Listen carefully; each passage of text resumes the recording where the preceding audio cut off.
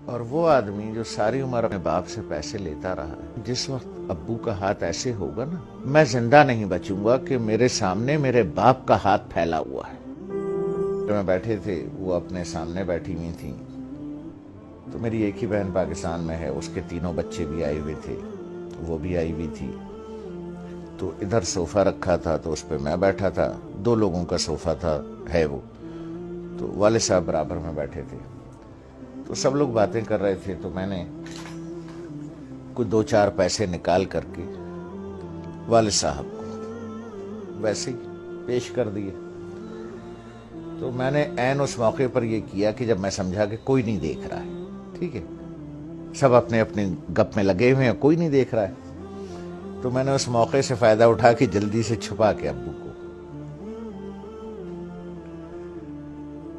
مجھے نہیں پتا تھا کہ امی دیکھ رہی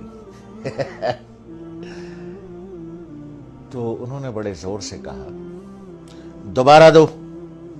جیسے وہ ذرا سختی سے بات کرتے ہیں۔ تو مجھے یہ تو پتا چل گیا کہ انہوں نے دیکھ لیا۔ تو میں سوچ رہا ہوں کہ یہ کیوں کہہ رہی ہیں دوبارہ دو۔ ان کا نواسا ساتھ بیٹھا تھا، حمزہ، جو ماشاءاللہ 6.25 فٹ کا ہے، اس وقت 6.25 فٹ کا تھا تو مجھے تو انہوں نے بہت سختی سے کہا دوبارہ دو، اور اپنے نواسے سے کہا، حمزہ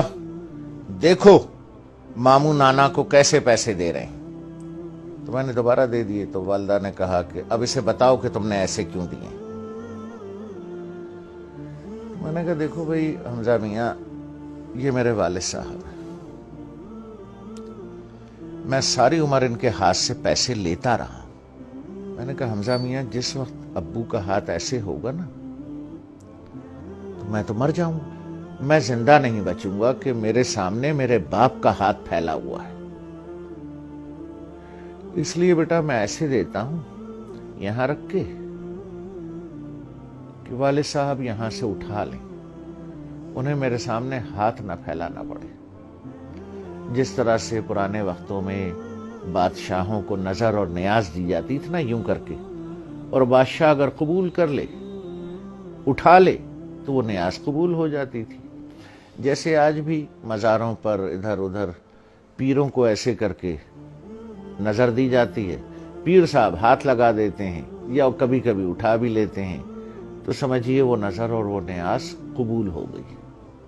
تو اس لیے میں ایسے کر کے نظر پیش کرتا ہوں، چھپا کے کہ کوئی دیکھ نہ لے کہ باپ ہاتھ پھیلا رہا ہے۔ نہیں نہیں نہیں، باپ نظر قبول کر رہا ہے، اس نے ہاتھ لگا دیا تو قبول ہو گیا۔ اب وہ حدیث مبارک کا مفہوم ذہن میں لائیں، جب سرکار رحمت اللہ عالمین صلی اللہ علیہ وسلم نے بیٹے کا گریبان پکڑ کے کہا کہ تو اور تیرے پاس جو کچھ ہے تیرے باپ کا۔ لوگ بھاگتے ہیں، میں آخری بات کروں، لوگ بھاگتے ہیں وہ فلانے پیر صاحب سے دعا کرا لیں، ہیں جی، وہ فلانے مزار پہ دعا کر لیں، وہ پیر صاحب کا جھوٹا پانی پی لیں،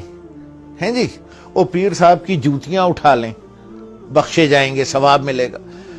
ارے یار، 2 عدد پیر تمہارے گھر میں بیٹھے ہیں،